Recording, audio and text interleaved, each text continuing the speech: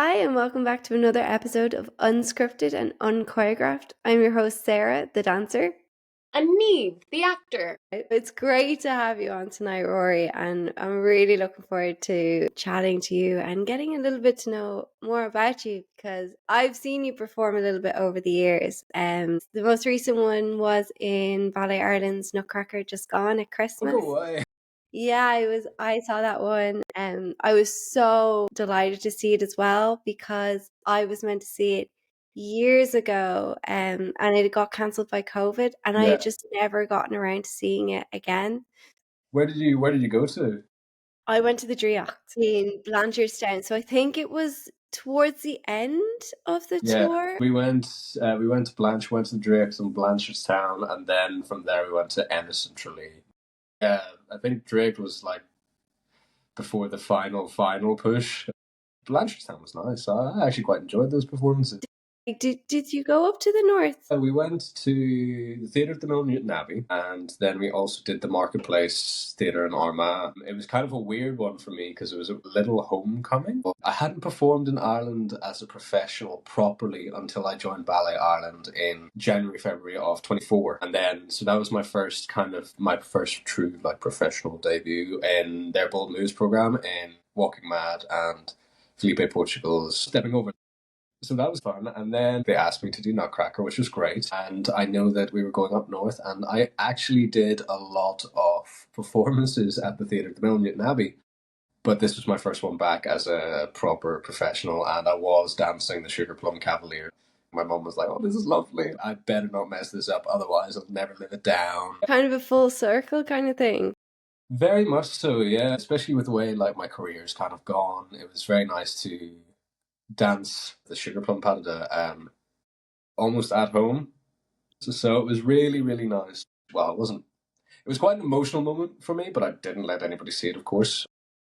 I'm one of these people that's like, oh, that's nice. Okay, what's next? So I didn't dwell on it too long, but yeah, it was really, really nice. It's been really nice to tour Ireland and perform in Ireland.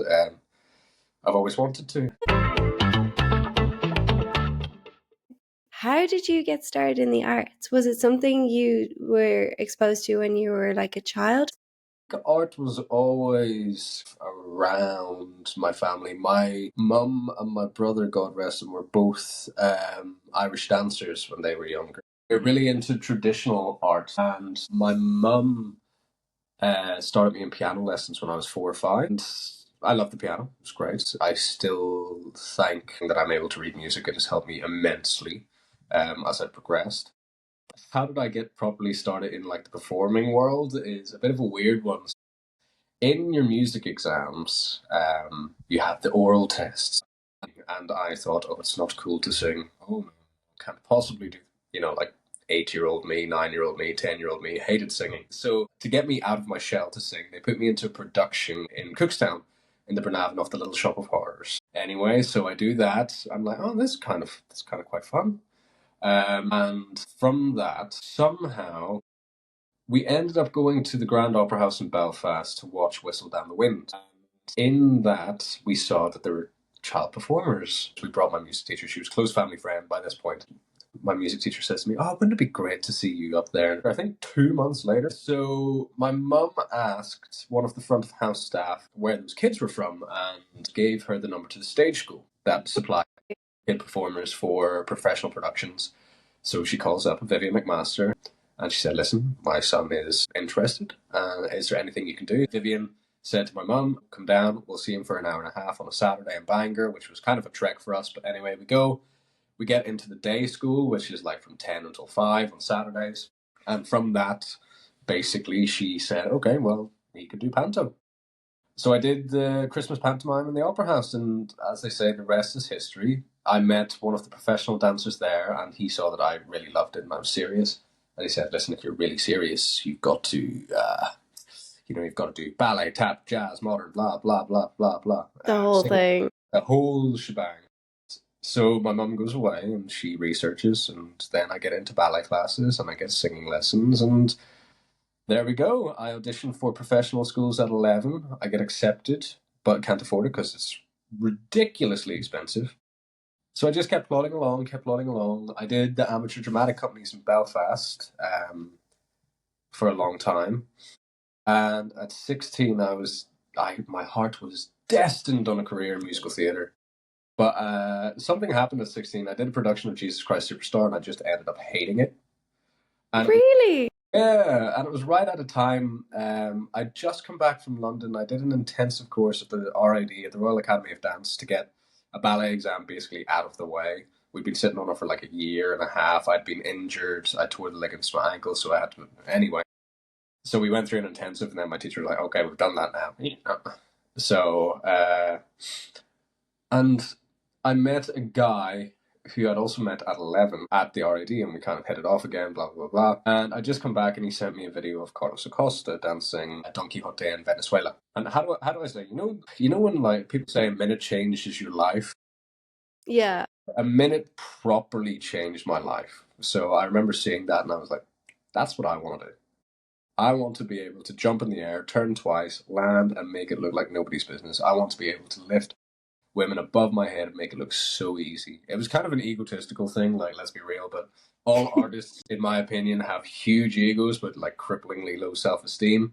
So yeah, and then 16, I was like, that's it, I just want to do ballet. I was late, and I was like, okay, and my poor mum was like, okay, I know nothing about this.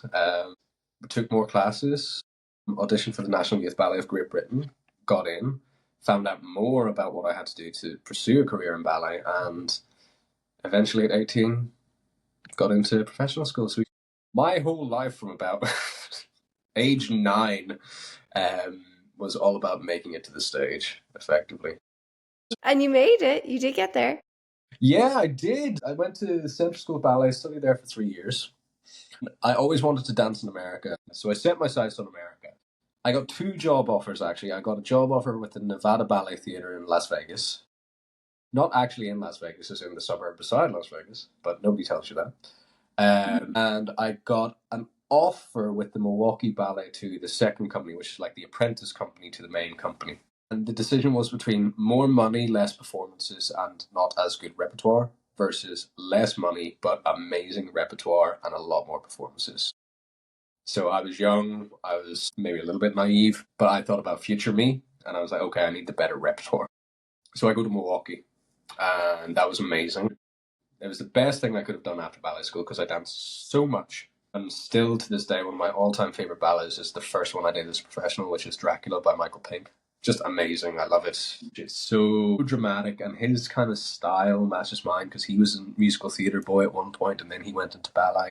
The way Dracula is kind of constructed is amazing. Did that, did a season there. I got a lot of opportunities because we finished on a really hard version of Alice by Septime Weber, and boys were dropping like flies. I wasn't originally meant to be cast to do it, but it pushed me so far out of my comfort zone that I'm really glad that I got to dance it. But after that, I come back. I have no job because the company can't get you a visa because it's so expensive, and they need to justify why you deserve it over an American. So I come back, no job, and I've emailing around. I've done some auditions, no dice. I'd emailed a company in Canada, and it was a bit far away, and I was like, oh, that might be a bit too far for me. So I accepted the job in Canada, and I'm so glad I did because that was the true formative year that I needed. It was a very small company of like 12 to 14 dancers, touring a lot, performing a load, like so many performances. And I'll never forget like being there the first 4 months. I was kind of cocky, if I'm honest. I was kind of cocky. I was arrogant. Like, I'm better than this. And you get humbled very quickly. And it was during Nutcracker. Not that I had a fallout with the boss man, but I kind of had disagreements with the artistic director. And we had a meeting afterwards, and he was like, listen, this is a transition company. I'm here to turn you into a soloist. I don't want you to be in the court ballet. I want you to be a soloist. I want you to be an amazing partner, and I want you to be as consistent as all hell. That's my goal for you, is to leave here and go into a much bigger and better company and get a better position. Honestly, I'm so grateful to him. He was hard on me, like really hard. He made his money by being an amazing partner, so he taught me everything, and still I pale in comparison. But it worked. I ended up getting a job with the Baltic Opera Ballet in Poland, where I was there for 6.5 years, and I was promoted within 5 months of me being there to demi-soloist. Wow, that's very fast. Yeah, and then the year after that, I was promoted to basically principal dancer, and it was a really nice performance. I just finished dancing Albrecht and Giselle. I had no idea, and they are very traditional there. They do the promotions on stage. Lovely. Yeah, so, and then they come out. Yeah, the girl I was dancing Giselle with, I was like, yeah, she deserved to be promoted. Yeah, she's worked very hard. But there are three promotions. So there was the girl dancing Giselle, the girl dancing Mirta, and then yours truly here. My face, I think, painted like a wonderful picture of like, da, you know? And it had always been a dream of mine. Like, and I had these goals when I was going to the ballet school. I'd want to be principal by 27. That's going to be great. Or like principal before I'm 30, and I was 25. And I was principal, and I was like, Wow. oh my gosh. And then immediately the next program after that, I danced with the prima, and I was like, oh my God, I am not ready for this. And then I spent the next like 4 years effectively as a principal dancer there. And it was great until I started choreographing, and then the draw of choreography, and then I set up my own company, and I was being pulled every which way, and also the timing was just right for me to leave because I'm one of these people that gets bored very easily. So I reached out to Ballet Ireland, and they were like, "Yeah, if you're available, we'd love to have you." And I was like, "I'd love to come." I've been in this weird ballet world for like a very long time now, but it's been incredibly rewarding. It's taken me to places I never thought I'd go to. You've been Poland, you've been Ireland, you've been America, you trained in London. Did you work in London for a bit? No, actually, I've never properly worked in England. I just trained there, not for want of trying. It just wasn't right. I was there recently, and I realized I feel much more fulfilled for not being. Okay. Yeah, and also like being in a country where they don't speak English as a first language has completely changed my view on the world, changed my view on time almost as well. Like having to learn that language to be able to communicate just on a day-to-day basis, but eventually towards the end, the artistic director who was my coach Mhm. only do rehearsals in Polish. I kind of had to learn, and it was much easier. And there's much more nuances in other language than there is in English.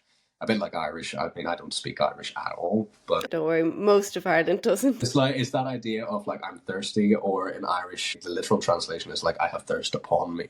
Yeah. It's so nuanced. I love that. So I'm kind of glad that it happened that way. Did it take you long to learn Polish? I'm by no means an expert. It has come in very handy, actually, recently, especially in Dance Ireland when I was teaching there, straight after the Ukrainian war broke out. A couple of Ukrainian refugees took my class. I asked, like, listen, do you understand Polish? Because it'll be easier for me to talk to you in Polish. They said, yeah, we understand Polish. We don't speak it, but we can understand it because it's close enough. So it really helped. But in terms of learning it, oh my gosh, it took about 2.5 years to get anywhere near a 6-year-old's level. Honestly, in my first season there, I used to go into the city on the weekends. Our weekends were Sunday and Monday, or sometimes just Monday. And I would tell myself, okay, we are not using English on this. We absolutely have to.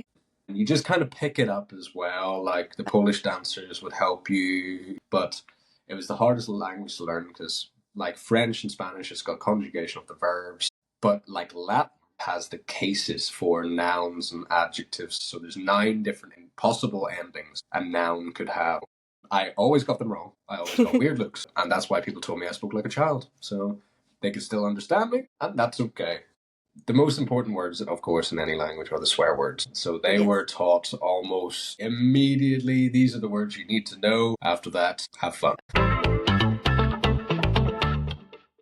Was being like in a company for like a long period of time, was that the goal you had of wanting to progress up that company, or was it more like, oh, I'd like to travel and perform in different companies?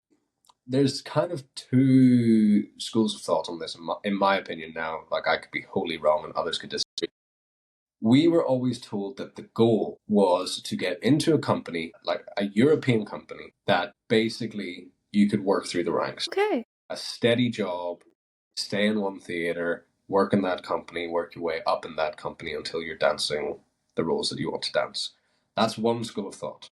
Another school of thought from another one of my teachers was go to as many companies as you can and enjoy the world and enjoy what all the other companies have to offer. But what that means is whenever people look at your CV as you're applying to audition, if they see just a list of companies that you've worked for and you've never spent longer than a year, bit of a red flag. And then a lot of people love the freelance life, of course. I'm getting to do different projects. Like I'm now basically freelance dancer, choreographer. And it has been a very rewarding. I'm doing much more interesting stuff than I would have done in a company life. It swings and roundabouts. Like with some friends of mine, they started freelance and then ended up in a company and have now gone back to being freelance.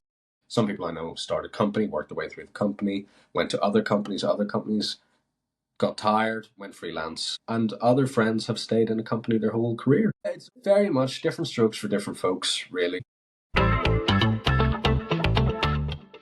When did you start getting interested in doing your own choreography, or was that something that was taught at the beginning? It was taught in the ballet school. I remember always saying, I'm not a choreographer, I'm a dancer, I'll realize the vision, I'll make it work, and then I'll go on to be an artistic director and I'll commission the choreographers to create the work. I don't have to worry. Famous last words. My first foray into proper choreography was probably in the ballet school. In second year, you have an assessment that you have to do on choreography, and I remember seeing Men in Motion, I think, or some program at the Coliseum, and Guillaume Cote from the National Ballet of Canada. He's also a pianist and a composer. And I saw him. He wrote the music to the last piece, and he was there playing the piano. And I was like, "Oh my gosh, I could choreograph, and I could play the piano, and they could dance." Absolutely silly because I hadn't been exposed to enough choreography. I just threw in steps that I thought were nice. It was terrible. And I can say that with complete conviction now. It was absolutely terrible. That was my first foray now. However, it's always kind of been there. I remember doing the theatre at the Mill. They had a New Year's Eve gala that happened when I was in third year, the graduate year of the ballet school. And the theatre manager asked me if I could choreograph for that. So I did. It wasn't anything spectacular. It was to Mamma Mia songs. So, it was easy enough. Step touch, just like Paddle right? Big jump there. Nothing major because most of the cast weren't dancers. Didn't really take part in America, but I got to watch the Milwaukee Ballet Genesis competition, which is a biannual choreography competition. And I remember watching in their old studios, there was a window that looked into the big studio. Gareth Smith, who is quite a well-known choreographer now, was making a piece, and I remember seeing it. Hey, that's what choreography should look like, where the dancers look amazing and the choreography just looks wow. Anyway, still didn't touch choreography. Get to Canada? Nope. But I started teaching, and you have to make exercises, which is a form of choreography. Now, it's very different, which is just choreographing class. So, with my company, the co-founder and composer in residence, Amelia Clarkson, we did a ballet together called Dear Francis for her masters. We were talking about it, and we were trying to get a choreographer, and then there was no dice. She really wanted to make a ballet about Frances Shea, the wife of Reggie Cray from the Cray twins. So she wanted to make a story from her perspective. She just said, well, why don't you just do it? Anyway, did it. It seemed to go really well. And then from that, I was like, oh, And I started getting ideas for other pieces. It kind of just went from there. I think the next major thing I did was a piece that's quite close to my heart is Cloudburst, which I made for the Baltic Opera Ballet as part of their Young Choreographers Evening. It was based on my time in Canada and our relationship with nature, specifically with rain. I like to think of it as commenting on the water crisis, but it's really not. It's just like the idea was rain. We used to worship it. We used to celebrate when it came because it made food. And now it's in movies and there's always a romantic scene. And then from there, it just really took off. Made pieces for World of Dance Polska. I made another piece called Beating Streets and City Hearts. I really wanted to make a ballet and runners. I was like, this sounds cool. Also wanted to scratch the itch of like musical theatre, jazz, but with like really technical ballet dancers. And it was to Bernstein's Prelude, Fugue and Riffs. And I also challenged myself. Like the music nerd in me was like, I need to make a fugue, but dance. And the dancers absolutely hated me because it was confusing as all hell. Yeah, and then probably the biggest piece to date that I've done has been with my company, Six Dance Collective.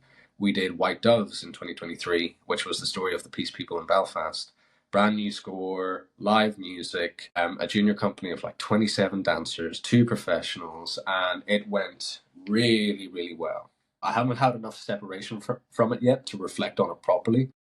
I've just been kind of creating since. Like, I can't actually remember. I should probably get up my CV. And I've made duets after before, which I made for John Scott's Dancer from the Dance Festival in 2022.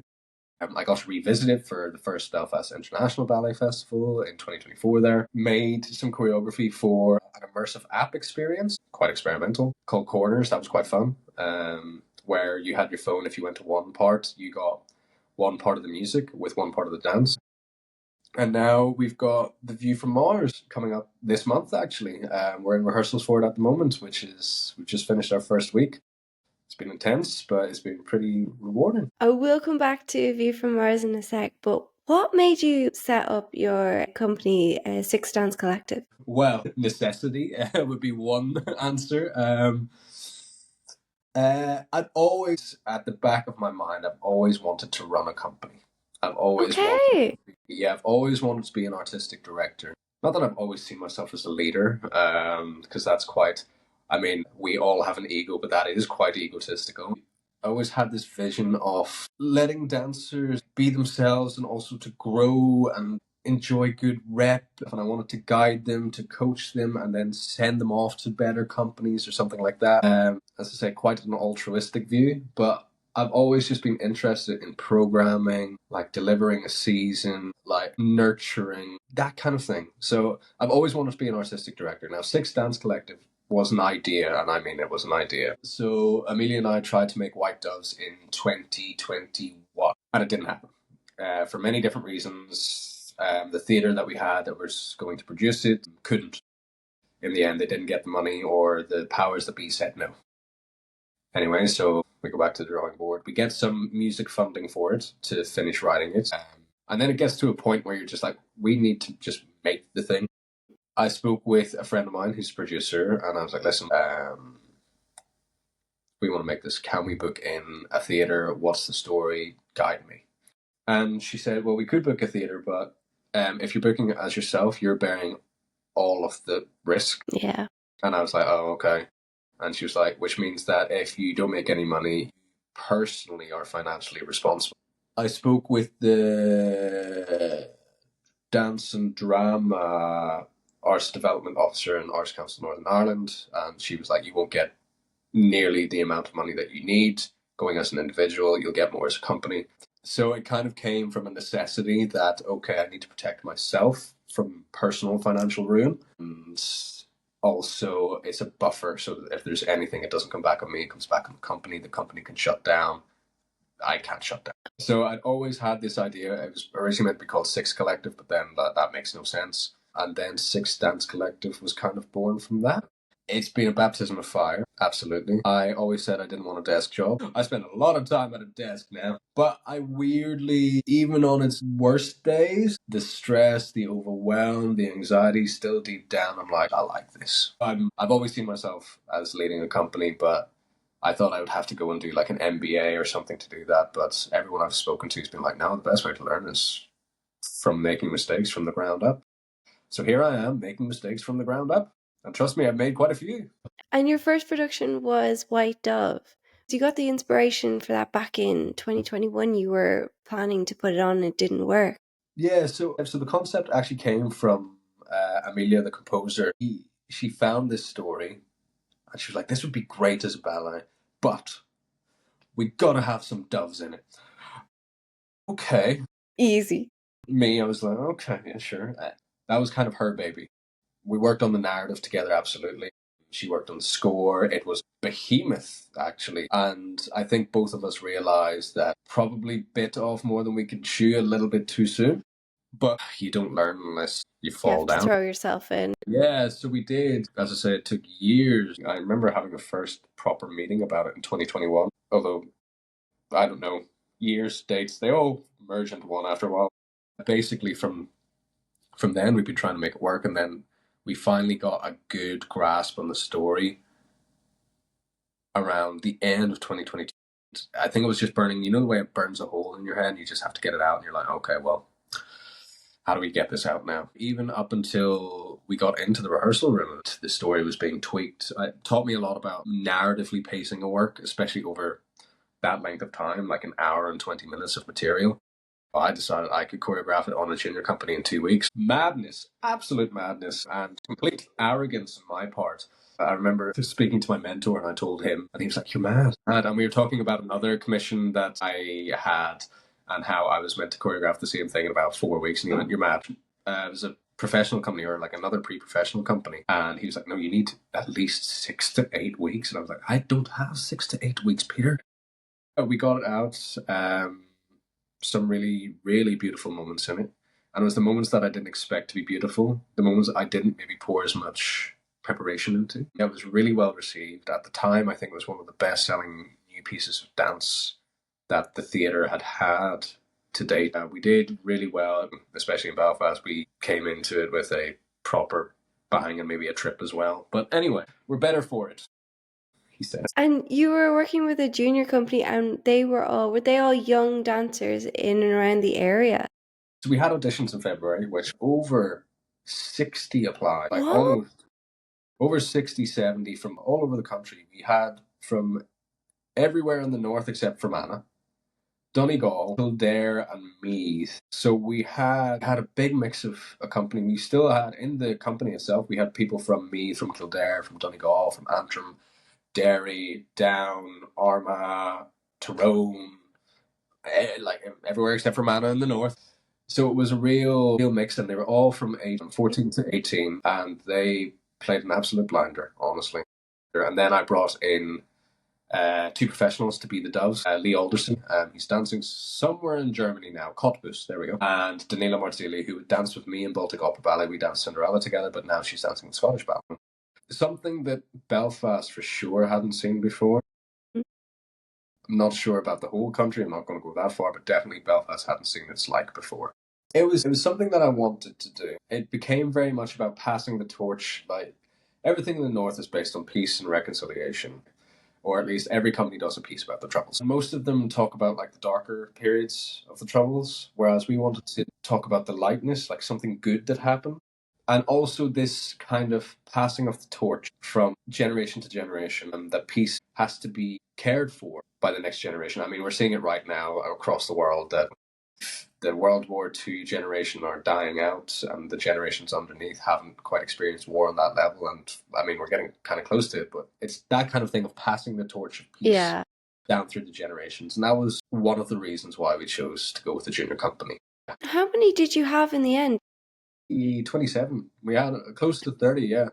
That's a good number.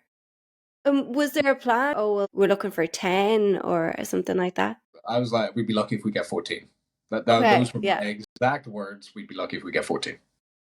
Our collaborative partner was High Point Youth Ballet in Belfast. So their students came. It was a good collaborative partnership, and Jake and Anna were also rehearsal directors as well. So we had a good team, and it worked super, super well. And that's something I learned, that for every production that you have, it doesn't matter how qualified people are. If they have experience, great, but ultimately it's a team around you that make it happen at the front of the studio. Like the team in front of you, the dancers, absolutely, they're the ones that are performing everything. Ultimately, you pass the responsibility to them in performance. But up until that point, the responsibility is on the people in the front of the room. And if you get a good team around you, then it is so easy. It was one particular story that Amelia found, and actually her aunt was a part of this movement at one point. And it's the formation of the Peace People. So Nobel Prize winners Ruaidhrí Maguire and Betty Williams, they led the Women's Marches for Peace. Okay. So it all came from that, because it was the first time that both sides, it happened under quite awful circumstances, where Danny Lennon, he was in a getaway car. He was a active member of the IRA. He was being chased by the British Army. The British Army shot into the car, killed him. and he lost control of the car, and it killed Mairead's nieces and nephew. So Anne Maguire, Mairead's sister, she was like obviously completely traumatized by this, and that's when Betty Williams was like, "Okay, enough is enough."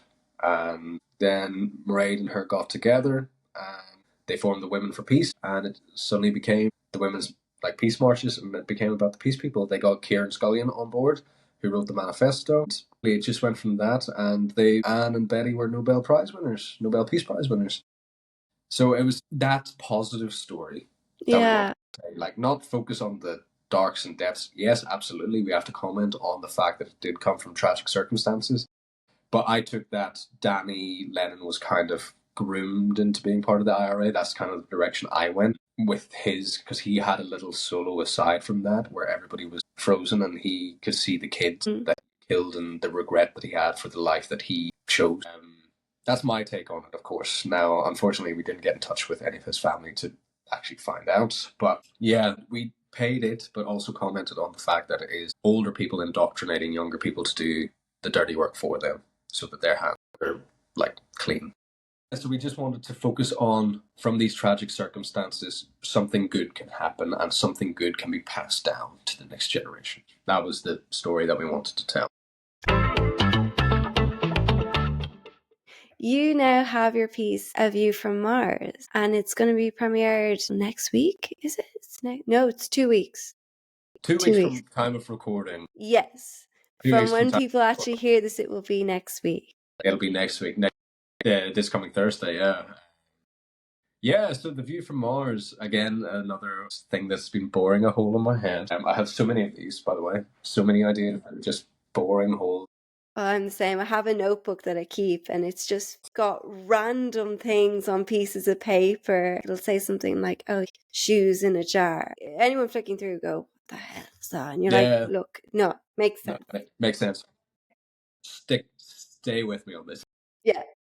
So The View from Mars kind of came from, it was an idea that I wanted to make a solo about toxic masculinity. And that's kind of where the basis of this came from. And it was for an application. It was to try some experimental technology. So I got in touch with my collaborator on this, Conan McIver, who is a visual artist, director, like theatre maker, and he is just wonderful. And we talked about it anyway. It didn't happen. We didn't get the program. So it was kind of on the back burners for a bit. Then once we came out of White Doves, my producer was like, okay, we need to strike when the iron is hot. We need to get into a theatre for the next one. Where do you want? Both Amelia and I said, the Lyric. Because in Belfast, the Lyric is kind of known to be a production house. But we always knew that it would be much more intimate than the main house. It would be a black box in the studio theatre. So we're in the Naughton studio. This was before we knew what it was about. We just had the title and the idea that it was going to be a solo for a man. And I'd always said that that was going to be the first fully professional work that the Six Dance Collective did. Yeah, we tried to get it in last year. It didn't work. There were no dates. There was no nothing. There was no time. People had no time. Anyway, so we eventually nailed down the date in February. Thank God. And I got an Arts Council Northern Ireland award to research personally and to work with Conan on it, to develop the story and to develop what it was actually about. It's had many iterations, but the most recent, well, at least the one that we are doing right now of the story. So picture this. We're in a dystopian world where the ruling elite is female. Anything that they deem men do that is misogynistic can be prosecuted.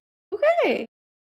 So our man has been caught and he's been found guilty and he has been banished to the prison colony, the labour camp on Mars. The main question about this piece was, why Mars? Yeah, why Mars? Because Mars is stereotypical with the masculine energy in Roman culture. Mars is the god of war. If you think about Gustav Holst's planet, yes, everything is quite masculine. So Mars was a perfect representation of toxic masculinity.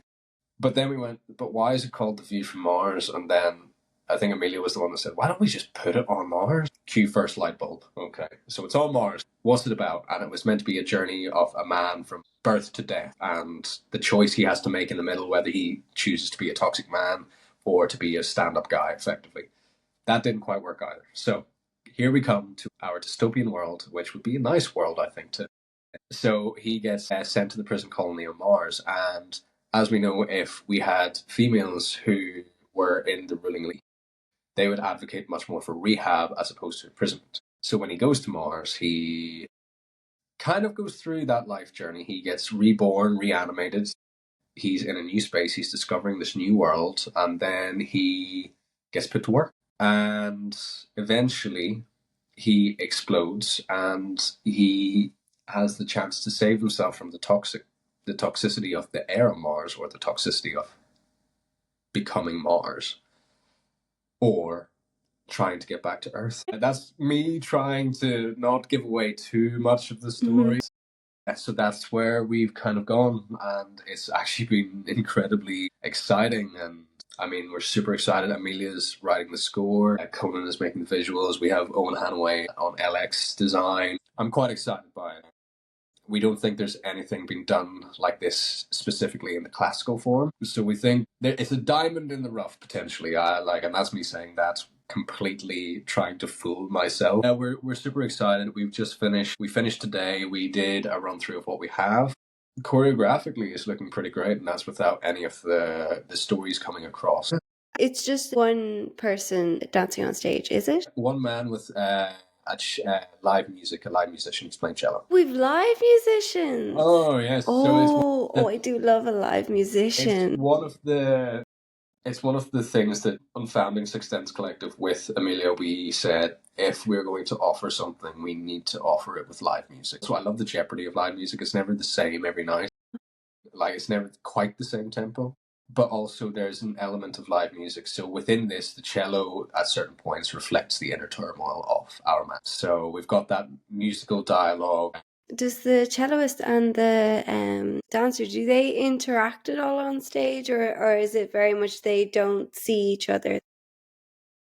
Or is that giving too much of? I don't want to give too much, sure. Don't worry. Let's just say there's definitely there's a scene that I am quite excited by, but also quite daunted by. It hasn't been made yet. That's a Monday job. But that's all I'm going to say on that. I'm excited. And is the plan after this, is it to, because it's on for 3 nights? 2 nights? It's on for three nights. So Thursday, Friday, Saturday night at 8 p.m. Because I've had to drill that into my head because I'm used to 7:30, 8 p.m. I'm like, okay, 8 p.m. And how long is this show going to be? 40 to 50 minutes all in. Fair play. So it's quite a short one, but yeah, it's quite intense. For one dancer, though, that can be a lot. Like, I know, yeah. The most I've done are 20 minutes, and you do come off feeling like, wow, okay, like I'm going to sit down for like 5 minutes. It's funny because, this is a little aside, once we got the dates confirmed with the lyric, I ended up doing a project with the Belfast ensemble, which went to Marseille and then came back and did a run in Belfast of a show called The Doppler Effect, which is for live music with electronics and one dancer. I was in the air, we called it the cube, so it was projected on 4 sides, so it looked like it was floating. And I was inside the cube on a level and then on a square that was 1 meter by 1 meter. So I wasn't allowed to leave that square. It was 35 minutes in total, and it was intense. But it's just kind of funny, like how the stars kind of align, that you never see works like that before, and then suddenly I've done one and I'm making one at the same time. Now we did a run through today, and let's just say we're halfway through, and Dom, bless him, just like, oh my god, because like, a lot of my choreography is very physical, and the classical technique kind of demands that physicality. Dom is terrific. Oh, amazing. And I'm so glad that we have him. Yeah, that physicality and the athleticism is coming into its own, but oh my god, it's hard. Even I was like, oh, really, that's a bit hard. Because we have one section which is quite repetitive, but also for the brain. And the idea is that it changes. It's the same stuff, just slightly different every day. Like, you're doing the same thing. Like, you come into work, like, let's imagine, I say normal people jobs. You come in, you're doing the same stuff. It's just slightly different. So it's that kind of idea. And the idea is that he gets more and more frustrated within that. Trying to just remember the order of things is quite frustrating as well. It's very physical, very, very physical. But I like that. That's always been my jam. My favorite choreographer at the moment, anyway, is David Dawson, and his choreography. I'm heavily influenced by him. His choreography is extremely physical. I was lucky to see one of his pieces at the Royal Opera House when I was a student, and it left such a lasting impact on me. So, and I've followed his career ever since. There's a beautiful piece called Anima Animus, which the San Francisco Ballet premiered 2019, maybe, I can't remember, 2018. And it had such a lasting impression on me. They showed it during the pandemic, and I was like, oh my God, I love this. So I'm heavily influenced by that. In terms of my own dancing, like stamina is one of the things I'm good at. Might not be the most technical dancer, but if you need someone to, like Captain America, I can do this all day. I'm your guy. We're lucky that The View from Mars will be in the Naughton Studio in the Lyric, and is produced by Six Dance Collective, but in association with Ballet Ireland, which we're really, really excited about, and with the support of the Marcus Trust, who help funding the beautiful music that's being created for it. What is your experience of funding, either in the Northern Ireland or down in the Republic, or even cross-border? It seems to be quite challenging. Funding is that age-old that everybody's complaining about. There's not enough funding, there's not enough funding. Now, I'm lucky that I'm eligible for both funding with Arts Council Northern Ireland and Arts Council Ireland. So I get to see the discrepancies and the differences and the similarities between the two. What I would say is that Arts Council Ireland have a lot more avenues of funding. Like, they have specific dance bursaries, they've got an opera bursary just specifically for opera. There's so many more opportunities to get funding. The minimum award is the Agility Award, which is maximum like €5,000, right? So it changed slightly in the North recently. Up until like halfway through, like autumn 2024, the maximum you could get as an individual was 5,000. That was it. It's called the SIAP, Supporting Individual Artist Practice Award, I think. I've fully paraphrased that, but anyway, that's what helped me research The View from Mars, actually. Up until now, that was the max you could get. So this is why also I formed a company, Six Dance Collective, because it got you access to much bigger funding pots. We did apply for like close to 10 grand, which was the minimum you could get. That was the minimum maximum, if you get me, in terms of Yeah. that you could get for a company. I mean, we got just under 3 towards basically a 40 grand project. We made it work and actually came out okay afterwards, but that's because of ticket sales. It is very different, and it's mostly to do with the devolved nation and the devolution of government in the UK. Because if you look at the breakdown, so per capita of people's taxes, £5 from each person's taxes goes towards arts in Northern Ireland. Okay. Compare that to almost, I think, £15 in England. Oh, So that's very you're already, different. so you're already at a disadvantage. And as I like to say, I did write to several MPs and MLAs about this. I said £5 barely gets you a coffee and a pastry. That's my measurement. Or £5 doesn't get you a pint of Guinness. So I was like, how can we support the arts per person at less than the cost of a pint of Guinness? So that's why Arts Council Northern Ireland, they don't have a lot of money. They don't have a lot of money to give. So the well is pretty much, it's not dry, but there's not that much in there. Several people and several companies, much bigger companies, are competing for it. Like, it's hard. Like, we applied for funding for The View from Mars to commission it. It was originally meant to be part of a mixed bill, but we didn't get the commissioning money for that. Then we applied for the project fund, the National Lottery Project Fund. We didn't get that either. So we're doing this with no Arts Council support. Oh, wow. So this is all like privately funded yourselves? Yeah, we've got support from the Marcus Trust, but the rest is made from money that, like, we've had to coop ourselves through workshops. It's that tough. But also, the most recent application we did, there was very little on it about the art versus the actual logistical side of things, like the logistical side of the company. Okay.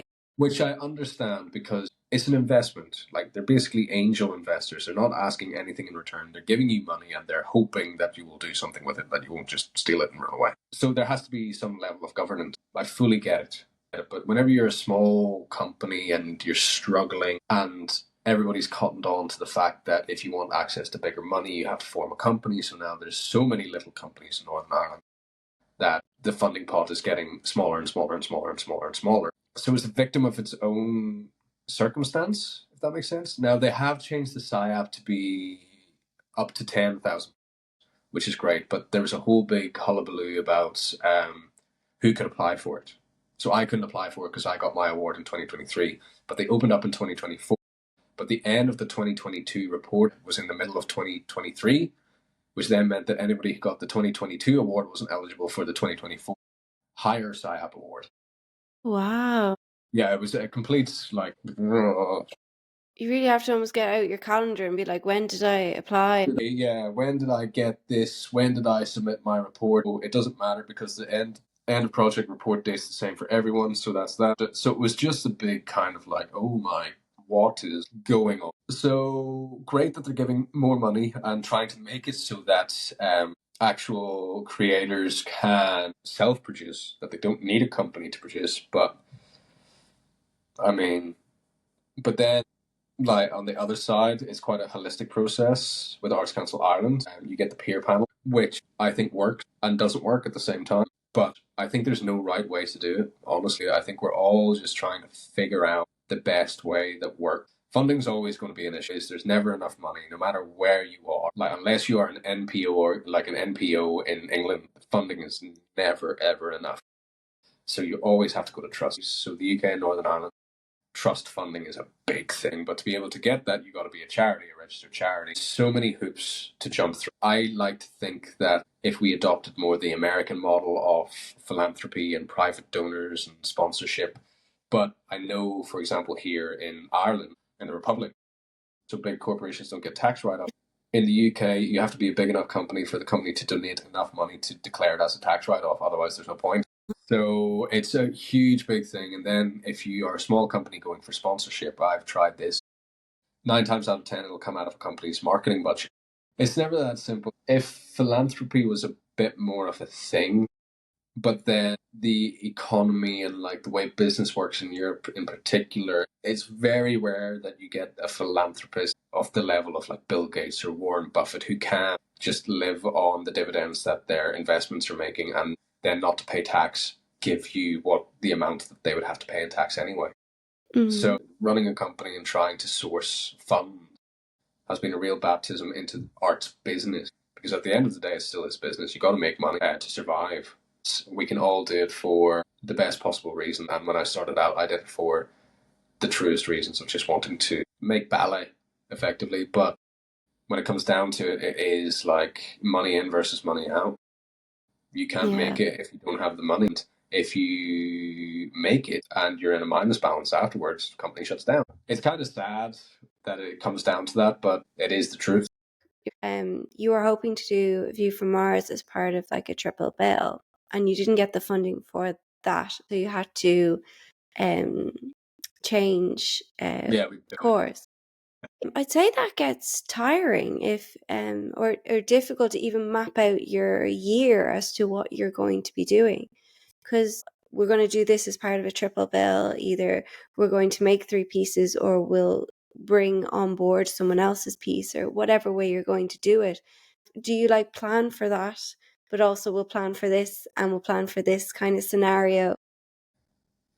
Originally, it was meant to be part of a program called Mars Venus, where first work would be the view from Mars, and then the second work would be like a response piece from the female perspective.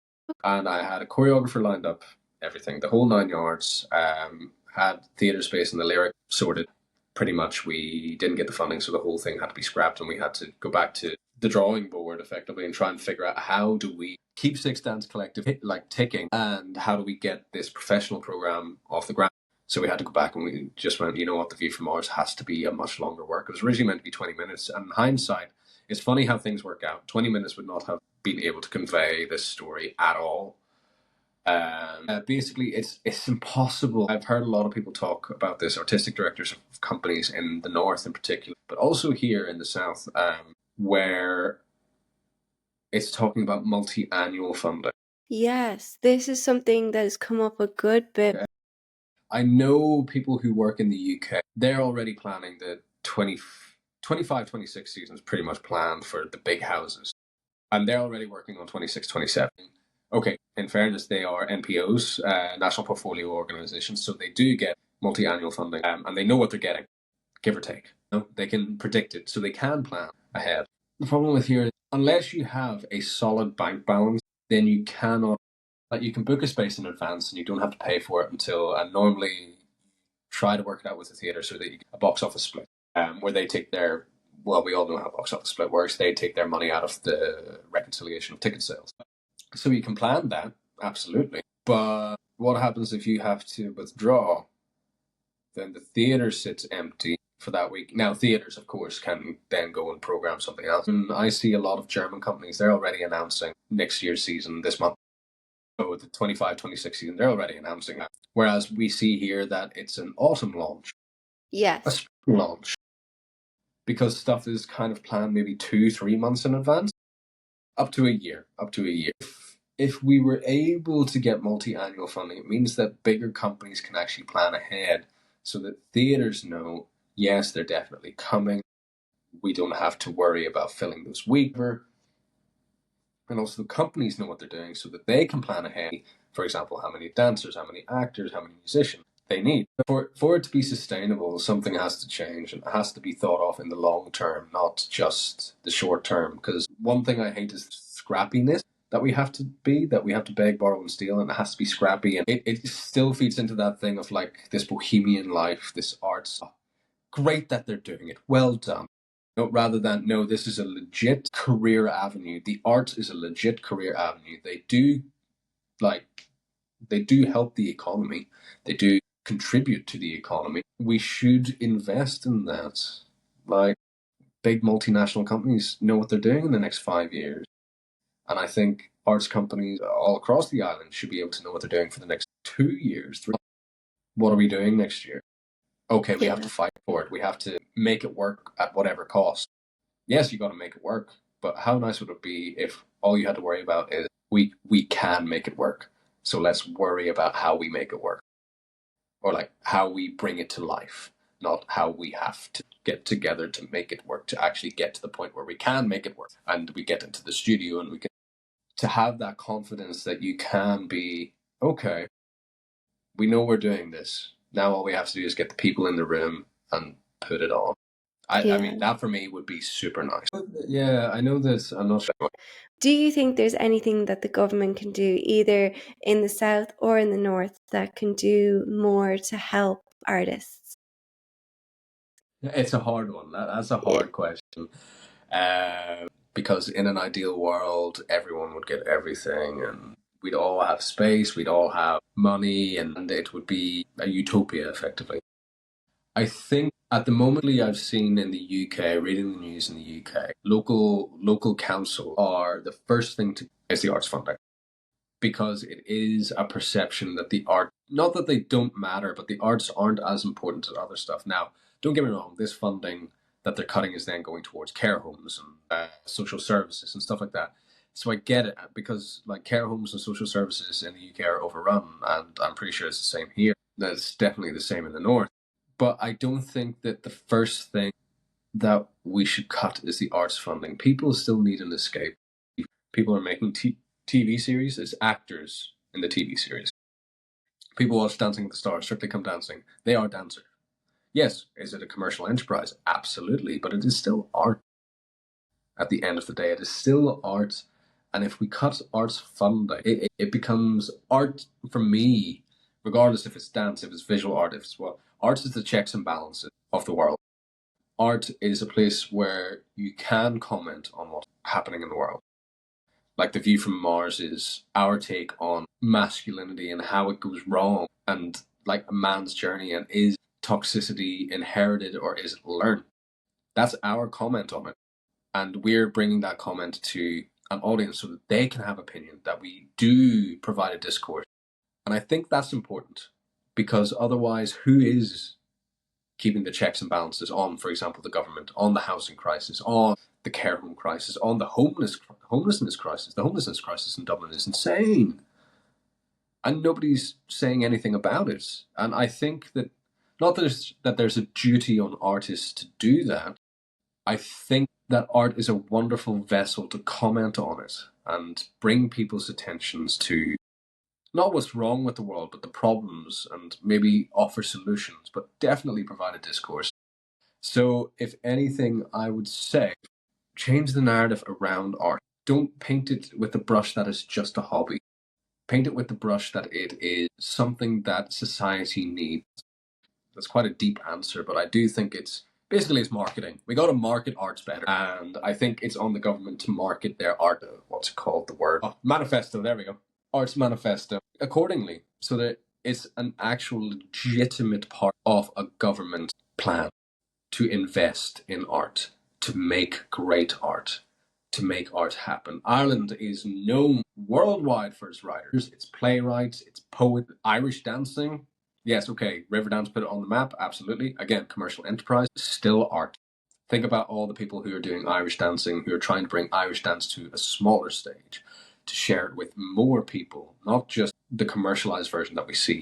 How many young ballerinas, their first ballet was not correct, and then they go on to be ballerina. Let's change the narrative around what the arts are, that a career in the arts is fully legitimate. It's not just a hobby. It's not just something for your free time. It is a legitimate thing that keeps the checks and balances on society. Okay, yes, can it comment in a bad way? Absolutely, as most people can. But that is my 2 cents on that. Yeah, arts is an integral part of society and it needs to be marketed better, like you said, because there's a place for it. And I think people just need to move up a bit and make room. Yeah, it makes That's all. space. Yeah, it makes space. I mean, IT, like there's so much funding for sports from the government, and they're happy to give this. Well, I mean, you can't dance unless you're athletic. I mean that's my own kind of like tuppence. Like, I mean, I'm from the dance background, so of course I'm going to say, dance is far more athletic. Yeah, at least we're not running into each other and hitting each other. Although I do love the rugby. Don't get me wrong, I'm an avid rugby fan. But thank you so much, Rory, for coming on and talking to us. I wish you all the best of luck with your new show, A View from Mars, which is going to be in the Lir in Belfast on The 20th to the 22nd of February in the Naughton studio at the Lyric at 8 p.m. 8 p.m. Remember, 8 p.m. everyone, because I keep forgetting. I hope it's a great production, and hopefully White Doves can come back as well, and we'll see much more from Six Dance Collective in the future. No, thank you so much for having me, Sarah. It's been great. Thank you.